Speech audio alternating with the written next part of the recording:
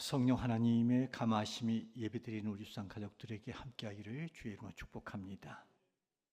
소유에 대한 어느 목사님의 글에 보니까 내 것이라고 할 때는 몇 가지 조건이 있다는 겁니다. 먼저는 내가 번 돈만이 내 것이라는 겁니다.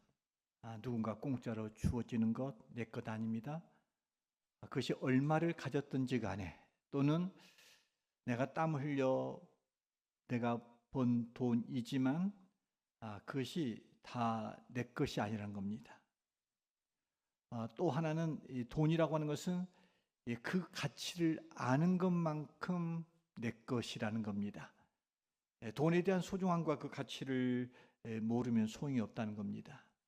아무리 좋은 자동차를 가지고 좋은 옷을 입고 있고 또한 좋은 시계를 차고 있든지 간에 그 가치의 소중함을 아는 사람만이 그것의 진정한 소유자다, 이렇게 말씀을 하고 있습니다. 또 하나는 이 관리 능력이 있어야 내 것이 된다는 겁니다.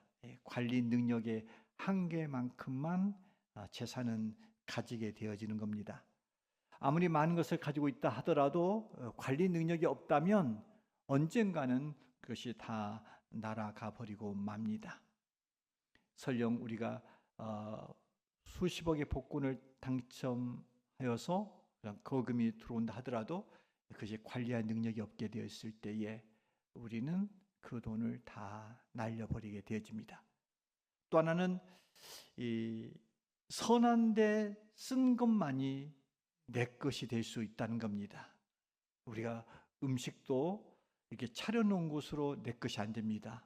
먹는 것만 내 것이 된 것처럼 돈도 제대로 쓰여질 때 그 돈이 내 것이 되는 겁니다.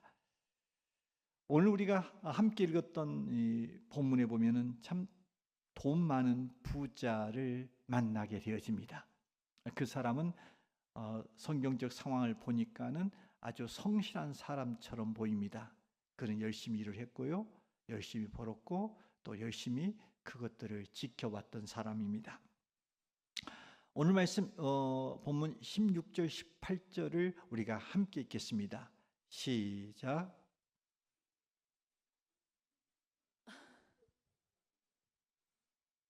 네, 다시 할게요. 스탠바이, 액션, 큐. 네, 오라. 예, 네. 예. 한 부자가 그 밭에 소출이 풍성함에 심중에 생각하여 이르되 내가 곡식 쌓아둘 곳이 없으니 어찌할까 하고 또 이르되 내가 이렇게 하리라. 내 곡간을 헐고 더 크게 짓고 내 모든 곡식과 물건을 거기 쌓아두리라. 여러분, 이 말씀에 보면 이 많은 소득을 취득한 이 부자의 행동 반응을 보면서 매우 그가 자연스럽게 행동하고 있는 것을 보게 됩니다. 그는 열심히 일을 했지요. 많은 수확을 얻었습니다. 그런데 이렇게 막상 쌓아두고 보니까 기존의 창고 가지고는 수확한 것들을 다 넣을 수가 없는 겁니다. 그래서 큰 창고를 지었다는 겁니다. 이 모습 앞에 모든 사람들이 불호한 눈으로 쳐다봤겠지요. 그 상황에서 부자가 19절에서는 이렇게 말합니다. 함께 읽을까요? 시작. 또 내가 내 영혼에게 이르되 영혼아 여러 해 쓸 물건을 많이 쌓아 두었으니 평안히 쉬고 먹고 마시고 즐거워하자 하리라. 이 모습도 너무나 자연스럽게 우리가 받아들일 수 있습니다. 젊은 시절에 그렇게 고생 많이 했고 열심히 살면서 많은 것을 벌었고 또한 쌓아두었기 때문에 이제 좀 즐겨도 된다는 겁니다. 돈을 가진 사람이 뭐 골프를 하고 여행도 다니고 맛있는 것도 먹고 좀 이제 부티나게 사는 것 이상할 것 없습니다. 때로는 그 소득을 쌓아놓고도 내 영혼아 여러 해 동안 쓸 물건을 많이 쌓아두었으니 평안히 먹고 마시고 즐거워하자, 이렇게 해도 무방합니다. 그렇습니다, 여러분. 우리가 소득을 많이 번 사람들을 향해서 우리가 이상하게 눈초리를 볼 필요 없습니다. 그가 그만큼 열심히 살았고 또 깨끗한 부자로서 많은 소득을 했단다면 그 사람은 그 소득 가지고 즐길 자격이 있습니다. 우리는 이렇게 말할 수 있습니다. 저 사람 참 고생 많았어. 젊었을 때 그렇게 열심히 살더니 이제 좀 살만하게 되었네 라고 또 우리가 주변의 부자를 볼 때 그렇게 공감해주고 또한 칭찬해 줄 수 있습니다. 그런데 오늘 말씀에 보면 하나님이 이 사람들의 생각과 달리 이 사람을 바라보는 눈길이 좀 다르다는 것을 우리가 엿볼 수 있습니다. 20절이 그렇게 말하고 있죠. 자, 20절 함께 읽을까요? 시작. 하나님은 이르시되 어리석은 자여 오늘 밤에 내 영혼을 도로 찾으리니 그러면 내 준비한 것이 누구의 것이 되겠느냐 하셨으니. 하나님은 이 사람을 뭐라고 부르냐면 어리석은 자여 이렇게 말합니다. 여기서 어리석다라고 하는 말은 생각이 없다 그런 겁니다. 야, 그가 왜 생각이 없는 사람입니까? 모든 사람들이 다 그 사람의 이 성공과 부귀를 부러워하고 있는 눈치인데 하나님께서는 왜 이 사람의 행동에 대해서 별로 마음 들어 하지 않는 이유가 뭘까요? 그 사람의 문제가 뭡니까? 오늘 우리가 기억해야 될 것은 오늘 말씀 속에서 이 부자를 지금 비난하고 있는 건 아닙니다. 여러분 세상 사람들은 이 부자를 색안경을 끼거나 이상하게 보고 좀 뒤에 가서 뭐 다른 말을 하기도 하는데 그 사람이 정당하게 돈을 벌었다 한다면 그 부자에 대해서 우리가 비난할 일은 아닙니다. 돈을 많이 벌고 성공하는 것 이거 책망받을 일 아닙니다. 오늘 하나님께서 이 사람을 어리석다고 하는 것은 돈을 얼마만큼 많이 가지고 있느냐 이 문제를 말한 게 아닙니다. 우리 성경에 보면 아브라함이라든가 솔로몬이나 욥이라든가 요셉이라든가 아니면 다윗 같은 사람들도 많은 소유를 가진 사람입니다. 그러니까 부자는 문제될 것이 있다 없다? 없다. 그런데 뭐가 문제입니까? 이 사람에게서 하나님이 지적하고 있는 것은 뭐냐면 이 사람이 재물을 축적을 함에 있어서 축적하는 것은 관계없는데 이 사람이 그것이 쓰여지는 문제입니다.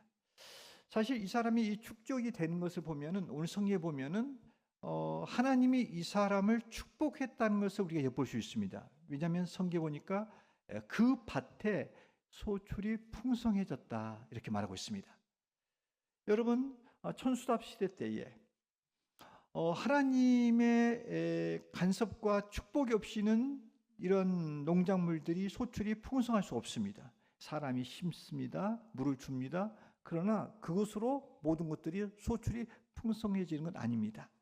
하나님께서 복을 주시지 않으면 이 사람의 밭에 소출이 풍성할 수가 없습니다. 그러니까 이 사람은 하나님의 축복 가운데서 풍성한 수확을 했다라는 겁니다. 그러니까 한마디 말하면 이 사람도 이 부자도 정말 하나님의 은혜를 받은 사람이다. 하나님의 은혜 가운데 있는 사람이다 하는 것을 알 수 있습니다. 그런데 도대체 뭐가 문제입니까? 오늘 말씀에서는 그 사람이 문제가 보이는 것이 뒷부분에 나옵니다만 먼저 앞서 말씀해 보면 디모데전서 6장 17절을 참고해 보면 이 사람의 문제가 드러납니다. 자, 디모데전서 6장 17절 말씀 함께 읽을까요? 시작. 내가 이 세대에서 부한 자들을 명하여 마음을 높이지 말고 정함이 없는 재물에 소망을 두지 말고 오직 우리에게 모든 것을 후히 주사 누리게 하시는 하나님께 두며. 자, 이 말씀에 보면 돈 있다고 마음을 높이지 말라 이렇게 말합니다. 이렇게 마음을 높인다는 이야기는 뭐냐면 교만해지지 말라는 겁니다. 그러면서 또 이렇게 말합니다. 정함이 없는 재물에 소망을 두지 마라. 여러분, 이 재물이라고 하는 것은 늘 내게 한번 들어오면 그것이 늘 고정적이고 고착화되어지고 그것이 계속적으로 유지되는 건 아닙니다. 돈이란 것은 생물과 같아서 늘 흐름이 있습니다. 그런데 이 정함이 없는 재물, 우리의 삶에 의해서 의지했을 때 이것이 우리를 안전하게 해줄 수 없는 곳에 소망을 두지 말라는 겁니다. 이 말은 돈에 목매이지 말라는 겁니다. 돈이면 다 된다 하는 생각으로 살지 말라는 겁니다. 그러면서 이렇게 말합니다. 오직 우리에게 모든 것을 후히 주사 누리게 하시는 하나님께 소망을 두라 이렇게 말합니다. 여러분, 여기서 우리가 하나님께 소망을 두되 우리에게 모든 것을 후히 주사 누리게 하시는 하나님께 소망을 두라 했을 때 이 말씀에 보면 굉장히 우리에게 주는 하나의 돈 가진 자로서의 하나의 삶의 원칙, 방법이 알려집니다. 하나님 우리에게 축복해 주셨어요. 그러면 이 축복한 것을 가지고 우리가 할 일이 뭐냐면 누리는 겁니다. 여러분, 돈 가지고 누리는 것은 전혀 문제 안 된다고 말씀을 드렸죠. 그런데 오늘 말씀 디모데전서에 보니까 후히 주사 누리게 하신 하나님이다 이렇게 말합니다.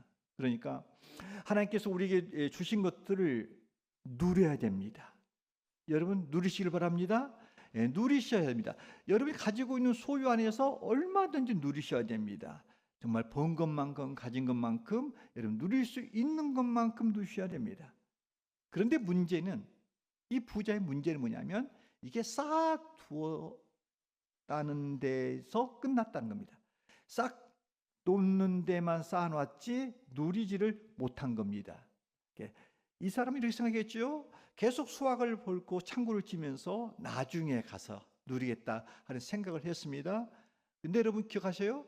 우리가 인생을 살면서 우리가 나중 가서 우리가 누리겠다라고 재물을 모으고 여러 것들을 모으지만 시간이 지나면 그것이 뭐로 돼버린 수가 있습니다. 어느 때는 그것이 전혀 우리에게 도움이 안 되는, 정말 버려질 것으로 되어버리는 경우가 있다는 것입니다. 다시 말하면 우리가 누리지 않고 축적만 하는 것 가지고는 우리가 안 된다는 것입니다. 그런데 이렇게 이제 애써 우리가 벌기만 하고 누리지 못하는 것, 그것이 참 주님의 뜻이 아닙니다. 우리는 얼마든지 하나님의 축복을 받았다면 그것을 가지고 누려야 됩니다. 우리가 살고 있는 이 시대는 사실 늘 이렇게 풍부한 상황 속에 있습니다만, 제가 살았던 한 60년도에 그때쯤에는 이 겨울철에 길거리에서 죽은 사람들을 이렇게 종종 보게 되어집니다. 어느 그 집사님의 간증이에요. 그 사람이 예수를 믿기 전에 건달 생활을 좀 했던 겁니다.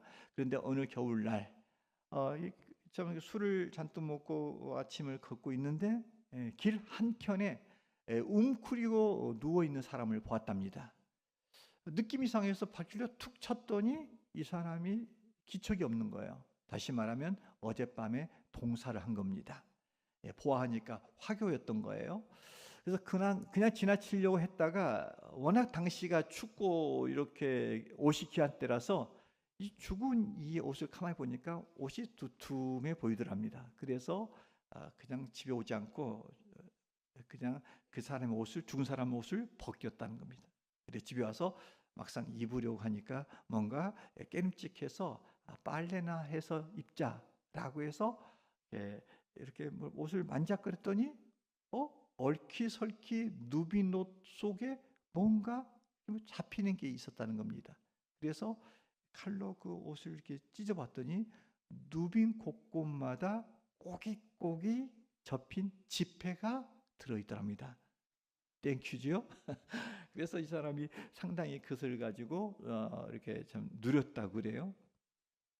그러니까 이 지금 화교인 동산 사람은 뭐냐면 그동안 그것을 모으기는 모았고 간직만 했을 뿐이지 누리지 못한 채 살았다는 이야기입니다. 여러분, 이 누린 것은 참 좋은 겁니다. 적은 물질을 가지고도 누릴 줄 아는 사람이 행복한 사람입니다. 근데 어떤 사람은 많은 것을 가지고 있어요. 그런데 현실적으로 누리지 못하는 그런 불행한 사람이 없지 않아 있습니다. 저는 우리 주상 가족들 소유와 관계없이 여러분 삶 속에서 주어진 것 가운데서 지혜롭게 절제 있게 누리며 행복하시기를 주의 이름으로 축원합니다. 뿐만 아니라 하나님께서 이 부자에게 마음에 안 드는 게 하나 있었습니다. 그게 뭐냐면 누릴 줄도 모를 뿐 아니라 쌓아두기만 했는데 이 보니까 오늘 본문에 보니까 그 사람은 이 모든 소출이 있고 난 다음에 나타내 보이는 반응이 뭐냐면 내가 내 곳간에 내 곡식 내 영혼이란 말이 반복되어 있습니다.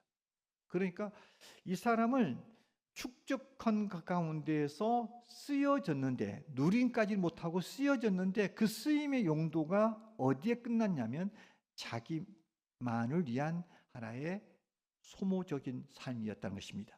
이름하여서 자기를 중심으로 한 그런 삶. 그래서 오늘 우리 성경에는 나라는 표현이 6번 정도 나옵니다만 원어 성경 헬라에 보면 이것이 12번으로 강조되고 있습니다. 그러니까 얼마만큼이나 이 사람이 자기 중심적인 삶을 살았나 하는 겁니다. 그렇습니다, 여러분. 우리가 이 땅을 살아가는 데에 우리가 돈을 벌 수 있습니다. 우리가 성공할 수 있습니다. 생각지 않은 돈들을 우리가 얻을 수 있습니다. 그때 여러분 생각해 보십시오. 그때 누가 생각납니까? 물론 당연히 나나 내 가족이나 내 새끼나 뭐 내 부모 이런 것들이 생각날 겁니다. 거기까지는 문제 안 됩니다. 그런데 그 다음에 또 무슨 생각이 드냐는 겁니다. 만에 하나 오직 나 주변 바운다리 안에 있는 것만 생각으로 끝나버리고 만다 한다면 우리는 내 자신이 내 중심으로만 살고 있구나 라고 생각하셔야 됩니다. 그리고 어리석은 부자의 모습이 내 모습일 수 있구나 라고 우리는 인정해야 됩니다. 그러면 우리가 주님은 누리고 우리가 이제 이것들을 나눔에 있어서 그 나눔의 어떤 방향성들을 성경은 어떻게 말하고 있냐면 디모데전서 6장 18절은 이렇게 말씀하고 있습니다. 함께 읽을까요? 시작. 선을 행하고 선한 사업을 많이 하고 나누어 주기를 좋아하며 너그러운 자가 되게 하라. 이것이 장래에 자기를 위하여 좋은 터를 쌓아 참된 생명을 취하는 것이니라. 여러분, 우리가 설령 돈이 없다 하더라도 우리가 지금 읽었던 말씀대로 그런 삶을 살려고 우리가 노력해야 됩니다. 그러나 돈이 우리가 생겨지면 이 눈길을 자신에게만 초점 맞춰서는 안 된다는 것입니다. 성경 말합니다. 선을 행하라는 겁니다. 선한 사업을 많이 하라는 겁니다. 나눠주라는 겁니다. 베풀라는 겁니다. 그러니까 우리의 관심을 자기와 자기 가족에서 외부로 우리의 도움이 필요한 이 세상의 많은 사람을 향해서 이것들이 관심으로 초점 맞춰서 그렇게 나누라는 것입니다. 이렇게 우리가 가지고 있는 돈이나 우리의 직위나 위치나 재물 이 모든 것들이 하나님께서 주셨던데 이것들을 하나님이 기뻐하신 대로 사용하라는 겁니다. 기껏 나 하나 잘 먹고 잘 살려고 내 가족 서너 명 이렇게 부티나게 살려고 이 땅의 부를 한정된 영역에서만 사용해서는 안 된다는 것입니다. 여러분, 어느 경제학자가 이렇게 말했어요. 우리가 살고 있는 이 세상의 이 부라고 하는 것은 한정되어 있다는 것입니다. 유한하다는 것입니다. 따라서 내가 어느 시점부터인가 수입이 많아지고 많은 돈을 벌었다고 하는 이야기는 뭐냐면 많은 사람이 가지고 있고 누리고 있는 것들이 이동이 됐다는 겁니다. 누구에게로? 내게로 이동이 됐다는 것입니다. 부가 이제 내 차례가 되었다는 것입니다. 여기에서 우리는 이런 돈과 물질과 명예 이런 것들이 우리에게 옮겨왔을 때 우리는 이 안에서 이것을 가지고 누려야 됩니다. 그러나 누리되 혼자만 자기만 자기 영역 안에서만 누려서는 안 된다는 겁니다. 이것을 이웃과 함께 누려야 되는 겁니다. 선도 행하고 구제도 사업도 해야 되고 장학도 해야 됩니다. 정말 이렇게 이런 나눔과 베품이 절대 필요하다는 겁니다. 그런데 이 부자는 어떻습니까? 축적을 해놨어요. 그리고 오직 자기 가족 중심에서만 사용했어요. 그리고 다 놓고 이 세상을 떠나게 된 겁니다. 하나님의 분을 받은 겁니다. 한마디 말하면 그는 고생하며 살다가 이제 살만하니까 많은 창고를 지어놓고 이제 살만하니까 하나님 앞에서 그의 인생이 이제 끝나버렸다 하는 겁니다. 그런데 그 끝난 인생을 하나님은 뭐라 그러냐? 어리석은 인생이다, 이렇게 평가하신다는 겁니다. 그러면서 이 사람의 결정적인 실수가 또 나와 있습니다. 그 19절에 나와 있죠. 자, 19절 말씀 함께 읽습니다. 시작. 또 내가 내 영혼에게 이르되 영혼아 여러 해 쓸 물건을 많이 쌓아 두었으니 평안히 쉬고 먹고 마시고 즐거워하자 하리라 하되. 이 사람은 지금 자기 영혼을 운운하고 있습니다. 그런데 생각해 볼까요, 여러분? 영혼에게 물질이 필요할까요? 영혼이 물질로 행복해질 수 있나요? 우리가 그건 아닙니다. 정신적인 이 가치가 물질로 인해서 충족될 수는 없습니다. 이건 번지수가 틀린 거예요. 돈을 벌었습니다만, 떼돈이 생겼습니다만, 이 사람이 그 물질을 가지고 영적인 것까지도 부여하고 누릴 줄 알았어요. 그런데 그건 잘못된 판단이요, 착각입니다. 진정인 사람이 자기 영혼을 생각했단다면 그 물질을 영적인 자기 영혼을 위해서 그렇게 쓸 수는 없는 겁니다. 그렇게만 모아둘 수는 없는 겁니다. 여러분, 그렇습니다. 정말 내가 영적인 사람인가 아닌가는 우리가 물질을 모아보고 물질이 생겼을 때 보면 합니다. 영의 사람은 물질이 생기면 창고부터 짓지 않습니다. 은행 계좌부터 트지 않습니다. 적금부터 붙지 않습니다.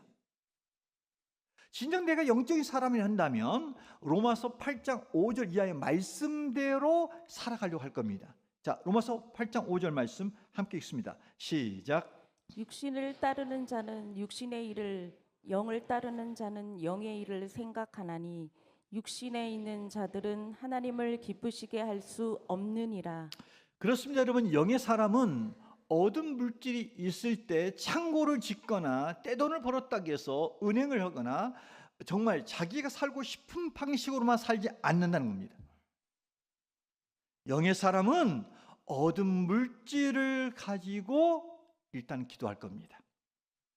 왜 내게 이런 축복이 임했는지, 나를 통해서 어떤 일을 행하시기 위해서 하나님이 나를 부욕해 하셨는지, 이것에 대한 하나님 앞에서 물음이 선행되어야 될 것입니다. 그리고 그 속에서 하나님의 거룩한 인도와 지도를 받게 될 것입니다. 그리고 기도 속에서 눈을 들어 하늘과 이 땅을 주목할 겁니다.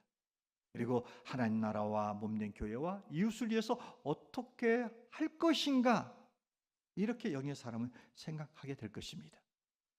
여러분, 그렇습니다. 우리의 영혼은 물질에 영향받지 않습니다. 누가복음 12장 14절은 그래서 물질에 대한 우리의 자세를 말해놓고 있습니다. 자, 함께 읽습니다. 시작. 삼가 모든 탐심을 물리치라. 사람의 생명이 그 소유에 넉넉한 데 있지 아니하니라. 여러분, 인간에 있어서 행복의 하나의 방법은 뭐냐면 우리 안에 이 탐심, 이 과한 욕심만 내려놔도 우리는 행복한 인생을 살 수 있습니다. 근데 탐심을 물리치는 것이 쉽지 않습니다. 탐심을 물리치는 방법은 고정적인 생각으로 끝나서는 안 됩니다. 이것이 뭔가가 움직여져서 방향으로 탐심을 물리칠 수 있는 방법으로 가야 되는데, 그게 뭐냐면, 탐심을 물리치는 방법은 뭐냐면 내 가지고 있는 것을 가지고 이웃에게 베풀고 나누고 섬길 때 탐심이 점점 사라져갑니다. 그리고 우리가 영적인 사람이라고 한다면 이 물질을 가지고 진정 우리가 하나님 앞에 섰을 때 내 영혼을 위하여 어떻게 투자할 것인가 라는 생각으로 하나님 앞에 드려지는 삶을 살게 된다는 것입니다. 이 단순한 사람들은 이렇게 말합니다. 무슨 교회에서 돈이 필요하냐, 무슨 물질이 필요하냐, 이런 생각을 말합니다. 생각해 볼까요, 여러분? 하나님의 나라는 영적입니다. 영의 세계입니다. 그러나 하나님의 나라가 이루어지고 펼쳐지는 이 세상은 물질적인 세계입니다. 따라서 세상에서 이 하나님 나라를 왕성하게 일으키고 주님의 몸된 교회가 더 크고 위대한 역사를 일으키는 일에 있어서 교회가 지역을 섬기고 가난한 자를 구제하고 세계 열방에 복음을 전파하고 선교사를 파송하고 후원하기 위해서 이웃을 향해서 구제하거나 다음 세대를 위한 장학 사업이라든가 그들을 위한 투자와 그들을 위한 이런 시설들을 하는 데는 기도만 가지고 되지 않습니다. 이는 물질이 반드시 필요합니다. 물질이 없이는 하나님의 영적 세계를 이 땅 위에 실현하기가 어렵습니다.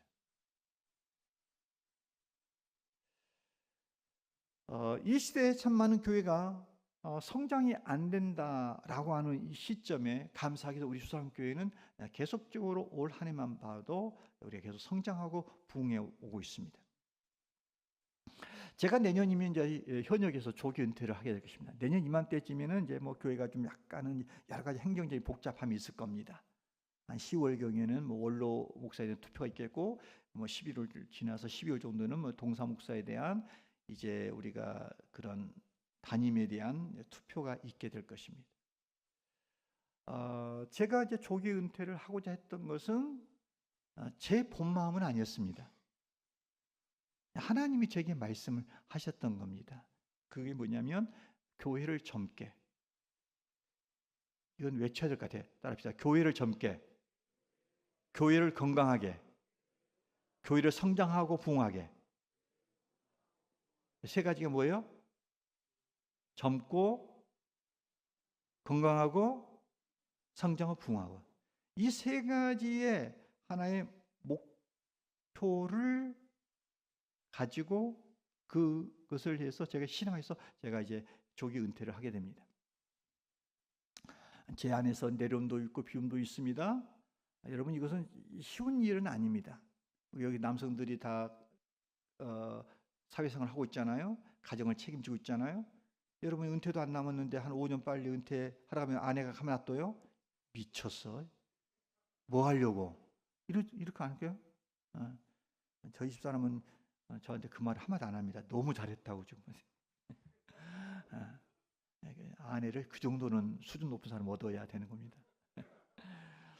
이제 중요한 것은 제가 이제 하나님의 뜻에 따라서 이렇게 이제 내려놨어요. 세 가지 목적 때문에. 그러면 교회가 2년 사이에 어떤 일이냐? 동사 목사가 이제 왔어요. 우리 정단희 목사님이 이 자리에서 비롯해서 말씀입니다. 정단희 목사 성만 같다고 해서 세습이라고 생각하지 마십시오. 그리고 기질과 성향면에서 저하고 뒷자리만 다릅니다. 제이하고 T, 그건 뭐 P요? 나는 제이고 저는 T입니다. 그러니까 또 이게 이미지가 정목사고 작은 정목사고 느낌이 비슷합니다. 그렇게 느껴져요? 아니래요. 오해하지 마세요. 아니래요. 그러면서 교회가 정목사님이 오시면서 청년부를 맡고 이렇게 상공사공 세대를 맡아가면서 그들이 세워져서 이 교회가 또 장년부로도 장남대로 계속 성장해서 우리 교회가 이렇게 합치면 청년 합치면 지금 300명이 넘게 지금 주일날 참석을 하는 상황이에요. 그러니까 교회가 일단 젊어진 거예요. 그다음 교회가 건강해진 거예요. 그것이 뭐 제가 가지고 있는 은사와 탤런트를 통해서 여러분한테 영적 자유를 넣어줬고 정무사원이 가지고 있는 것을 통해서 함께 우리가 협력호해서 이게 이제 계속적으로 여러분들한테 교회가 계속적으로 건강 세워져 있죠. 그러면서 성장과 부흥이 왔어요. 다 좋아요. 근데 담임 목사님 저는 머리가 아파요. 부흥이 되지 말라는 것이냐? 아니에요. 뭐냐면 교회가 시급한 문제가 지금 당면하게 된 거예요. 그게 뭐냐면 주일날 주차 공간이 협소해졌다는 거예요. 이 문제를 주차 공간 부족으로 인해서 봉사를 한 신분들이 저에게 와서 먼저 이야기를 하는 거예요. 주차 공간 때문에 주변 땅을 임대라도 해야 되지 않냐? 왜요? 하면서 어려움이 있기 때문에. 그리고 예배를 드리러 나온 성도들이 마음이 어려운 거예요. 주차 공간이 좁고 그러니까는 자꾸 여기서 이제 여러 가지의 생각들과 이런 뭐 상황들이 엉키면서 뭐 원활한 주차가 잘 안 되어지고 이런 관계 속에서 성도들도 주차 문제 때문에 어려움이 있어요. 그리고 저희 교회를 방문했던 사람들이 주차 공간의 협소함을 통해서 돌아가는 일들이 발생되는 거예요. 이런 문제 저는 생각하다 보니까 제가 이제 머리가 아픈 거예요. 제가 아직까지는 인사권, 행정권, 강도권 제가 다 가지고 있어요. 그러니까 제가 지금 이제 모든 것들을 지금 상황에 핸들링을 해야 되는 거예요. 제가 교회를 개척했지요. 그러면서 5년 만에 교회를 하나 지었지요. 또 그 다음에 또 하나 성전 지었지요. 그 덕분에 흔적을 보세요. 이게 쌍가모의 역사가 아니에요. 물론 제가 쌍가마는 쌍가마인데 이게 쌍가마 때문에 일어난 것이 아니고 이게 그 사이에 제가 간을 이식을 받아야 됐죠. 각종 질병을 제가 앓고 있죠. 이게 그런데 또 이게 주차장 문제가 또 생기는 거예요. 내 시대는 이게 내가 이뤄낼 일은 아니에요. 분명히 말합니다. 나보고 하라고 하지 나보고 하라고 마세요. 그럼 나보고 죽으라는 이야기인데 나는 이제 은사는 있어요. 뭐든지 하면 이뤄냅니다. 은사는 분명히 있어요. 지금이라도 개척을 하라면 할 것 같은 자신감이 있어요. 그런데 저는 이제 안 하려고 이제 고의적으로 안 하고 싶은 거예요. 근데 문제는 이제 주차장 문제가 심각하게 문제가 되어지는 거예요. 이야기를 하고자 해서 뭐냐면 그러다 보니까 제가 우리 교인들을 놓고 이제 기도를 하게 되죠. 제가 지금까지 뭐 여러분이 설교할 때 뭐 기복주의 신앙을 가르치거나 그렇게 강조하는 사람이 아니잖아요. 그런데 제 안에서 기복주의 신앙은 아니지만 하나님한테 복을 받고자 하는 마음이 있는 거예요. 근데 제가 복을 받을 수 있는 통로가 없어요. 복은 여러분들이 받기를 원합니다. 할렐루야. 그래서 여러분들이 믿음 생활 잘하여서 하나님 주신 축복으로 여러분의 범사가 잘 되기를 주로 축원합니다. 여러분 이렇게 기도해 보십시다. 여러분의 수입이 금년 수입보다 내년에는 갑절의 수입이 되도록 기도하시길 바랍니다. 버는 소득의 수입보다 집안에서 빠져나가는 허비되는 돈이 없어야 돼요. 돈은 버는데 자꾸 빠져나가 터진 웅덩이처럼. 다시 말하면 몸이 아프다거나 자녀들이 사고를 치거나 여러 가지의 문제가 생기면 번 것과 민물과 쓴물이 이게 흐름이 맞지 않으면 계속적인 빈 항아리, 빈 곶감, 그리고 늘 메마른 우리 심령이 될 수밖에 없어요. 그래서 우리 교우들한테 제가 늘 기도하는 하나님, 우리 교우들 영혼이 잘됨 같이 범사가 잘 되어지고 강한 축복이 임하기를 원합니다라고 늘 저는 기도하고 있어요. 이 축복을 여러분들이 받기를 주의 이름으로 축원합니다. 이 축복을 받았어. 한 해를 돌아보니까 하나님이 내 건강도 지켜주시고 직장도 지켜주시고 채운 바가 있고 우리 자녀들도 잘 되고 모든 것이 잘 되고 있어. 모든 것이 은혜야. 그렇다면 이제 우리가 해야 될 일이 뭐냐면 이 축적된 것을 자꾸 축적하려고 한 것이 아니라 이것을 이웃을 위해서 하나님을 위해서 우리 나눔이 필요하다는 겁니다. 하나님 나라의 법칙이 있어요. 하나님 나라의 법칙이 뭐냐면 심고 거두는 법칙이에요. 적게 심으면 적게 거두고 많이 심으면 많이 거두는 법칙이에요. 그래서 성경에 보니까 우리가 하나님 나라를 위해서 심으면 성경은 이것이 30배, 60배, 100배요. 이게 무슨 말이냐면 이게 3000배, 3000%, 6000%, 10,000%라고 하는 이야기예요. 그러니까 우리가 진실로 하나님 나라를 위해서 이렇게 흔적이 남을 만한 헌신을 하게 되면 하나님이 우리의 삶을 물붓듯이 우리의 30배, 60배, 100배로 갚아주겠다는 거예요. 저는 이런 부분에서 우리 교우들이 진정 이런 부유한 축복이 있기를 주의 이름으로 축원합니다. 그러면서 오늘 누가복음 12장 21절은 마지막 절에 우리의 참 명심해야 될 말씀을 들려줍니다. 함께 읽습니다. 시작. 자기를 위하여 재물을 쌓아두고 하나님께 대하여 부요하지 못한 자가 이와 같으니라. 여러분, 이 말씀을 주님이 마지막 절에 두었어요. 뭐냐면 하나님께 대하여 부요한 자가 되라는 겁니다. 반면에 하나님께 대해서 부요하지 못한 인생은 어리석다 하는 겁니다. 여러분, 정말 우리가 하나님께 드릴 바가 없이 이 자기 것만으로 이렇게 소유하고 있는 것은 어리석은 자라는 겁니다. 여러분, 하나님은 정말 우리의 삶 속에서 하나님께 대해서 부요한 자가 되기를 원합니다. 그래서 우리 하나님의 뜻과 바람과 기대와는 달리 이 참 안타까운 것은 현실적인 우리 교우들의 삶을 보면은 이게 하나님께 부요하지 않는 삶을 사는 사람들이 많다는 것입니다. 점점 갈수록 이 한국 교회의 성도들은 하나님의 중심 또는 성경 중심 또는 교회 중심의 삶에서 벗어나서 개인주의 또한 편리함을 추구하고 돈벌이에 바빠서 주의 일을 기피하는 현상으로 자꾸 흘러가고 있습니다. 많은 성도들이 신앙의 연조는 있고 직분을 받고 있습니다마는 부담 없이 신앙생활을 하려고 합니다. 그래서 직분을 피합니다. 봉사일을 하지 않으랍니다. 심지어 믿음이 있다고 하는 사람마저도 조금만 자기에게 불편함이 있고 자기의 일상을 생활하는데 그것이 힘이 들고 주의 일을 하다가 마음이 어렵고 상하고 또 주의 일을 자신 일을 하는데 시간이 쫓겨 분주하면 제일 먼저 무슨 생각이냐면 교회 사역부터 내려놓으려고 한다는 겁니다. 제 가운데서 우리를 살려주고 영생을 주었고 우리에게 건강을 주었고 지금 생명을 주셨는데 이제 살만하도록 세워놨더니 주의 뜻과 주의 섬기는 길을 벗어나려고 한다는 겁니다.